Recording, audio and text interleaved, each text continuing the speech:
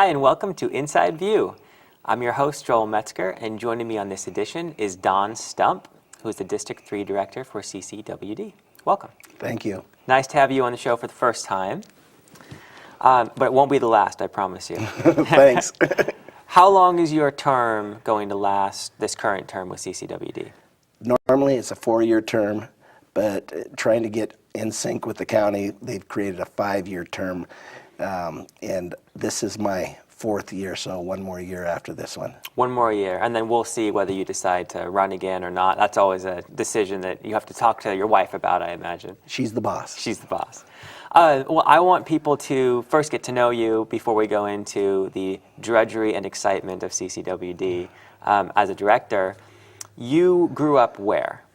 I grew up in Oregon and spent my childhood there until high school days, and I spent 2 years in Modesto in high school. And you kind of bounced all over the place. Your dad was a salesman, and so you, I imagine, saw a lot of Oregon then. Yes. It rains a lot in Oregon. It rains. I've heard that. Yes. I've heard it can be depressing. Did you find it that way? I found it that way. Okay. What was it like to be the new kid at every school, every couple of years or even more? It's interesting. Probably the first 4 years of going to school was the most difficult because you don't understand how to be the new kid. And after that, you start to recognize there's a routine to it. Okay, so you got it figured out, nailed it down, and then you were good to go. Yeah. So you went through Oregon to Modesto, and then you somehow ended up in Calaveras. When did that happen? I went to work for PG&E, and I started out in Stockton, went to Modesto, came up to Jackson, and went into Angels Camp and worked in hydro. And it was a roundabout way of getting to the mountains, but I finally accomplished it. And so it was really the job that introduced you to this area, not any particular liking to the area? We knew that we wanted to raise our kids in the mountains. Okay. And so you had met your wife, who is? Joanne. Joanne. And the two of you ended up having a couple kids? 2 kids. 2 kids. And you settled down kind of up in the higher country, not the high country, in a little known place off of Jesus Maria Road, right? Correct.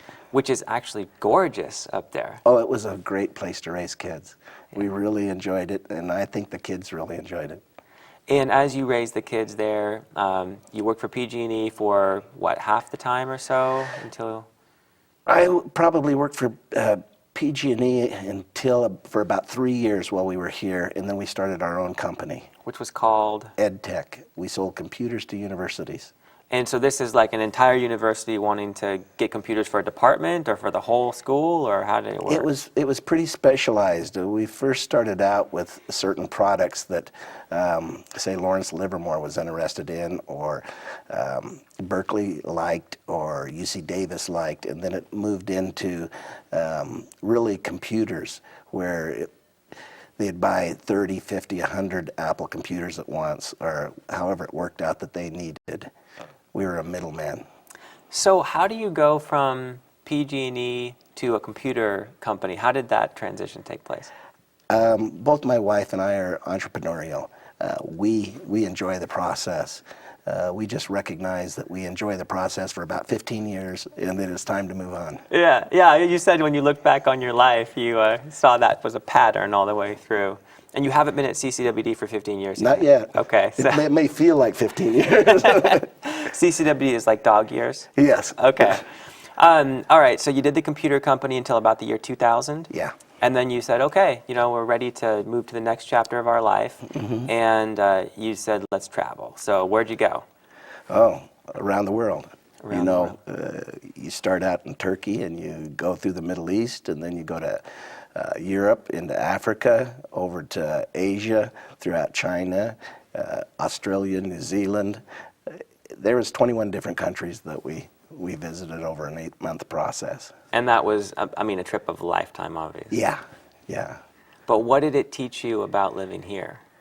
Well, after doing that, you could go any place, and you recognize you can go anywhere. And we really only wanted to come back to Calaveras County. This is a very, very special place, and the people that live here recognize that. I really enjoy the county. What are some of your favorite things about living here? The community is huge. Knowing the people in the community is a really big deal. Interacting in different groups, volunteering, all of those things make a real strong community for the county. You've mentioned a couple things, volunteering and being involved with the community. Ever since you got back from that trip, you are obviously someone who likes to remain busy. So what are some of the main things you've done to just keep yourself intellectually stimulated before running for CCWD? I've always been either, whether I started out as being a soccer coach for the kids when they were small. I was a volunteer fireman for 17 years. A chief at one point. A chief for Mountain Ranch, and then a battalion chief for Central. We've done, my wife was on the school board for Calaveras. I'm on there's probably about 8 different organizations I've been on their boards. Back in the day when HRC was around, before the Resource Connection, I was on that board. Anything that has to do with the community, we've been involved with. So that's really one of the things that you really enjoy. Oh, yeah. And that's kind of, in a way, what led to you running for CCWD. How did that come to fruition? I was approached by the past board member, Bertha Underhill. We'd served together on HRC years and years ago, and she asked me if I'd be interested, and I immediately said no. And she asked me again, and I said no. And finally, she got me to come to a meeting, and I started looking at it. Then I spent a year and a half making a decision on whether this was going to be the thing I wanted to do. And during that year and a half, you attended meetings, right? All their meetings, even other agency meetings. I would go to anything where I could learn about water. I was there. And so you decided to run. You ran against Mr. Emerson, and through hard work, you came out on top. And this was in 2008 or 2007? Probably 2008. Okay. So you've been on the board for about 4 years. 4 years. What have you found to be surprising based on what you thought it would be and what it actually is? The complexity. People tend to think that all you need to know is there's water in pipes, and that's on regular water districts. That might be what you focus on as just infrastructure, but as a county water district, you have responsibilities tied to water rights, tied to a whole host of things that normal districts don't ever have to even consider. So we spend a huge amount of time dealing with issues that will affect the county if we're not watching closely. And just for people who don't understand water districts, and I don't really understand water districts, we have a bunch of them in the county. CCWD is the biggest, and you said it's the county water agency. What does that mean versus like UPUD or something like that? It's tied to for us, we're county-wide. So our footprint is the county. Now, if you looked at, like you mentioned, UPUD, their footprint is basically Murphy's area. And so they sit in that area, and that's what they take care of. That's their responsibility. But they're a government agency almost identical to CCWD. Just on a smaller level? Much, much smaller. And if an agency like that or smaller is no longer able to take care of their area, it usually falls on CCWD's shoulders to kind of pick up that area and provide service if they can. Like in Wallace, we just saw that happen. It's a process that we don't embrace. This is not an easygoing thing. The Wallace process is probably 2 years. It's a huge amount of work, time, and effort. And if it's not good for our existing ratepayers, it doesn't make sense for us to do these kinds of things. We, being the biggest, being a county water district, they tend to immediately think that we're excited about being involved with them, but the reality is we've turned some people down that wanted to join CCWD. This is not something we think about casually. Sure. And to give people an idea of how big CCWD is, where is kind of the coverage area or your main areas? The entire county, 1,100 square miles. Okay, but I mean your big population centers would be... That's probably one of our most difficult things, is if you look at where we provide service, it's on the Highway 4 corridor, it's down in Copperopolis, it's over in Valley Springs, Jenny Lind, it's up in West Point. So we're spread completely around the county, which creates a huge number of water treatment plants, sewer plants, infrastructure everywhere, which makes it very, very expensive to operate. And it makes it hard to have employees that can be in Arnold today and be in Jenny Lind tomorrow. Yeah, so the terrain and the very just vast size of the county can be challenges. As a director specifically, what would you say your job description is? We create policy. That's what directors do. There's a real misunderstanding in terms of thinking that we're somehow involved with day-to-day kind of stuff. We aren't. Staff does all of that. We're the ones that make decisions that influence how the ratepayers work within the district itself. So it's a policy-making group. And the regular board meetings are how often? Normally it's 2 per month, 9 to, I think we got out today at about 1 o'clock. So about 4 hours on Wednesdays, every other Wednesday each month. And then in addition to the board meetings, you sit on a number of committees, and you have to kind of be up to speed on all these water issues. You've said you spend up to 40 hours a week or maybe sometimes more on this job, and yet the compensation is really fairly tiny for that type of a commitment. So what are you getting out of this to make you put all this effort in? I've always been, it's like being a volunteer fireman. You don't get rich being a volunteer fireman. You don't get rich being a director at a utility. If you don't have a passion for it, if you're not really interested in doing it, then you probably shouldn't be, because you're not going to do the job well. Other than the regular board meetings, what are some of the main committees on which you sit? Within CCWD, I was on the new building ad hoc committee. I'm also on the North Fork committee. We're meeting tomorrow on that. And let's see. The Mountain Counties is what I wanted you to touch on. Mountain Counties is not a CCWD committee. Mountain Counties is a group of 15 counties in the foothills. And those counties make up 60% of California's water. This is an incredibly important group for California. In the past, we've been kind of invisible. The state tends to just do things to us rather than asking us for our opinion on our expertise on how to provide that 60% of water to California. It's only been in the last 2 years that we've been able to influence Sacramento and even Washington, D.C. in terms of how critically important the mountain counties are. It's a real challenging job. Lots going on right now.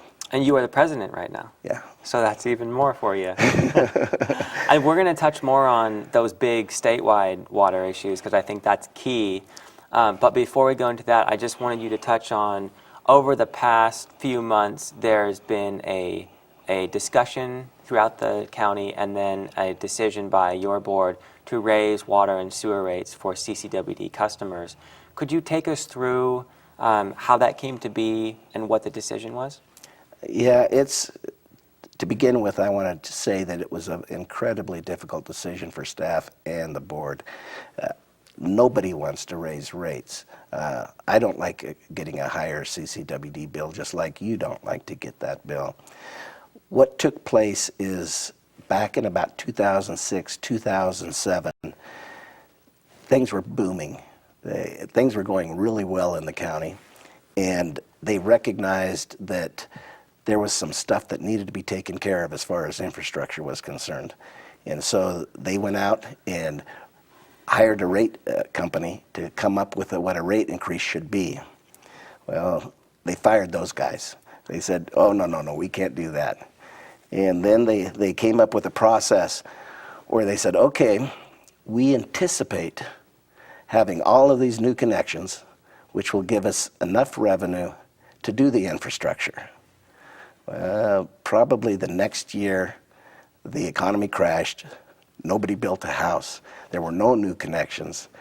And so for the next 3 years, we had to sit and take whatever reserves we had left in order to be able to pay the bills because the rates weren't high enough at that point. That was really tough. The last 5 years have been really tough for the agency. We've laid off almost 15% of our employees. We've cut every corner that we possibly could, and we waited until this year, and the infrastructure was just coming apart all over the place. Some of it was obvious. People saw the geyser in Arnold, but that was only one of 5 major breaks right in Arnold in the last few months. So we didn't have a choice. It had to happen. I think we did it right. I know it wasn't popular, but we have to take care of business. So the rate hikes, I don't remember exactly how much it was, but at one point it was like a 60% increase, and I think the final decision was some sort of a compromise between the high end and... It was 57% for water. It was 33% for sewer, which made about a 42% overall if you have water and sewer. And not all of our customers have water and sewer. And are those hikes coming on the September bill? Your next bill will have the hikes on them. But this is over a 5-year period, so it all doesn't happen next month's bill. It's spaced out over 5 years. So those percentages would be after 5 years we would reach those? Yes. Okay.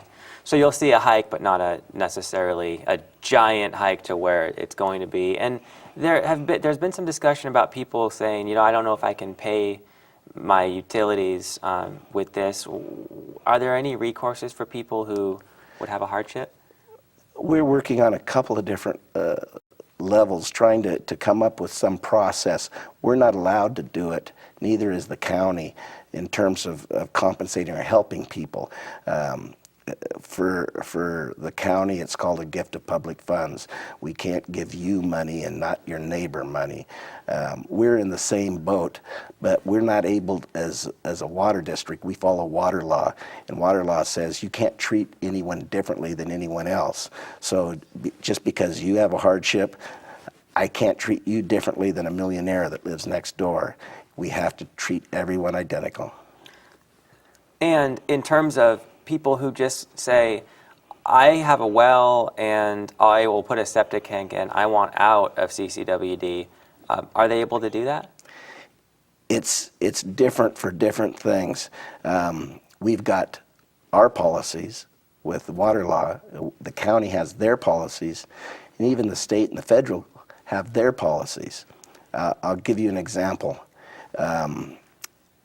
They'll take land use from the county, and if you look at the new general plan, you may see where they want everyone to build a house where there's water and sewer. They'd like to eliminate wells. They would like to eliminate septic tanks. You're in an existing place, let's say like Vallecito. What we have there is the state gave us grant money, which was really federal money that they passed through the state in order to build the treatment plant. But they have a law that says anywhere in that area you have to be hooked into because it's federal money. So there's layers and layers of laws and regulations that we have to follow, the county has to follow, and the state kind of watches over and makes sure that we follow the rules. But what it boils down to is it's not easy to say, I'm opting out of this once the infrastructure is there? Yeah. Okay.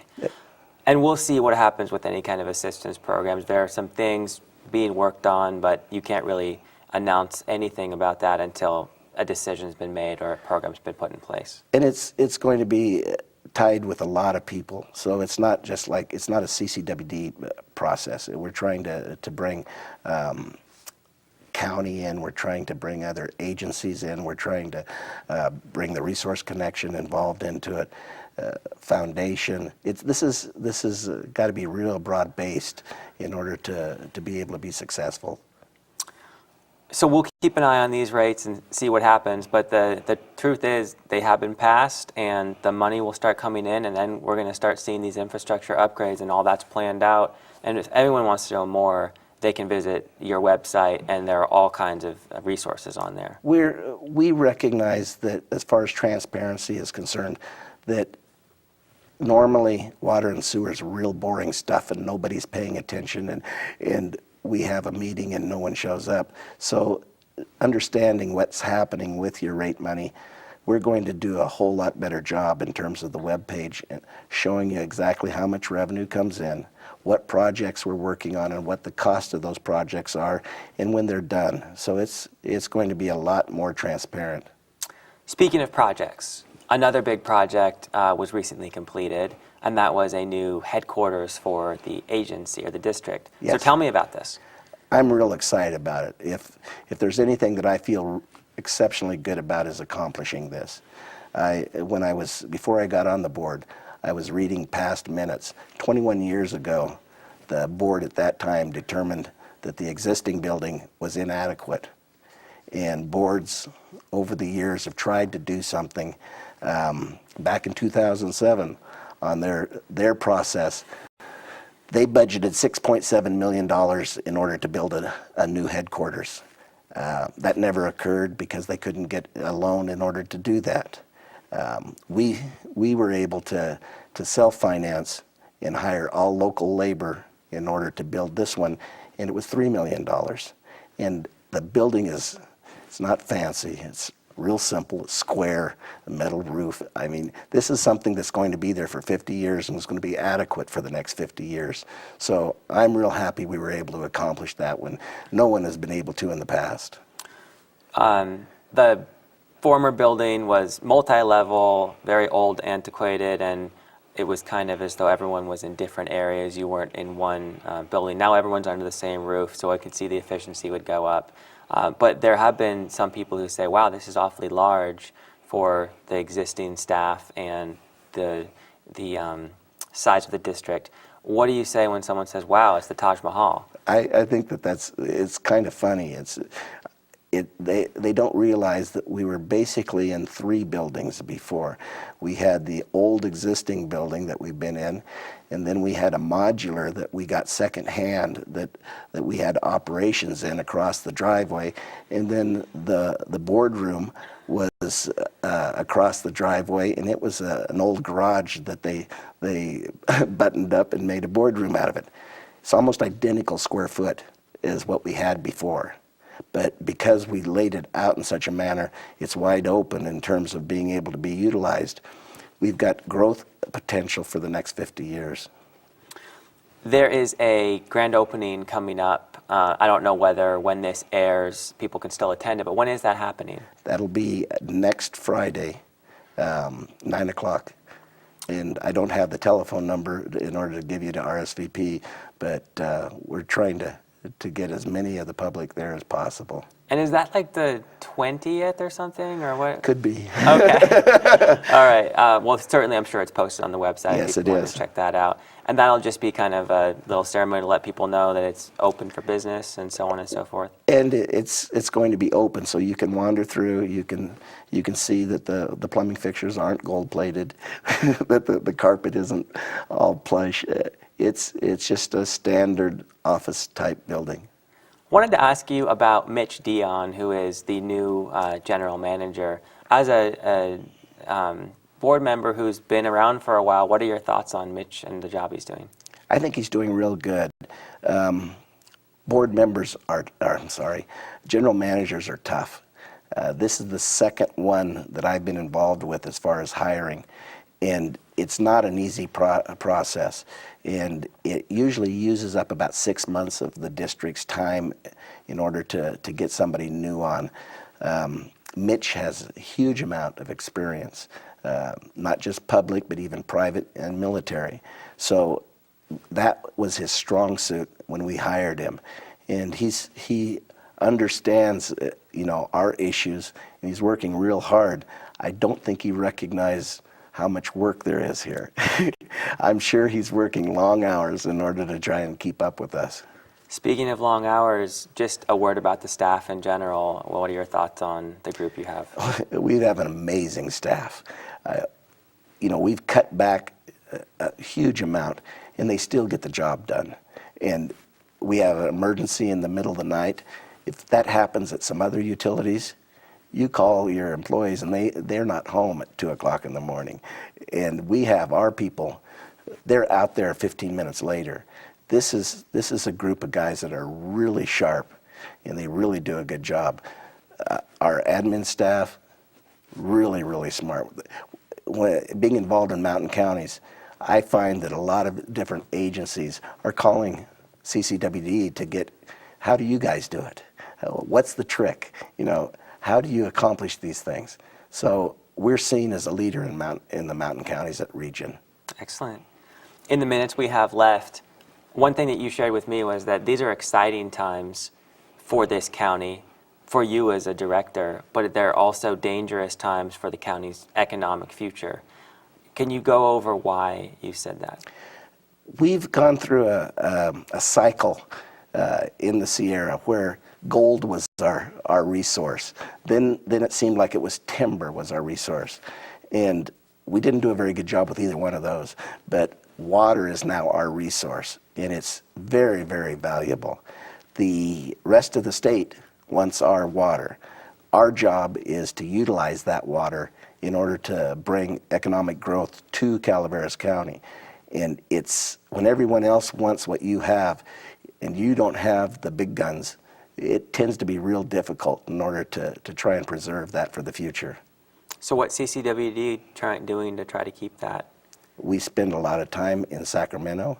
We deal with issues in Washington, and it gets to be so everybody knows us on every committee and every state agency, because we're there saying, no, you can't do these things. We want it like this. And we don't always win. I mean, really, we win it about half as much as we should for the amount of effort we put into it. But again, we're a small county. When you're trying to compete with somebody like San Joaquin or Fresno County, they don't pay a lot of attention to you. So we have to be kind of loud. Are we going to lose all our water, Don? Not all of it. I'm not cynical to the point where I would say it's going to all go away, but I am a realist, recognizing with climate change and the needs throughout the state that there's going to be stuff that we're going to have to give up. Last thing, in the 30 seconds we have left, are there any things down the road that you can see as being a game changer for this county within relation to water? North Fork Project. CCWD owns the North Fork Project. Most people don't realize that. NCPA operates it for CCWD, and we're kind of like partners in that. And the partnership could get stronger, and everything comes up for relicensing in 2030, and at that point we'll be making decisions that I feel will be a game changer for the county.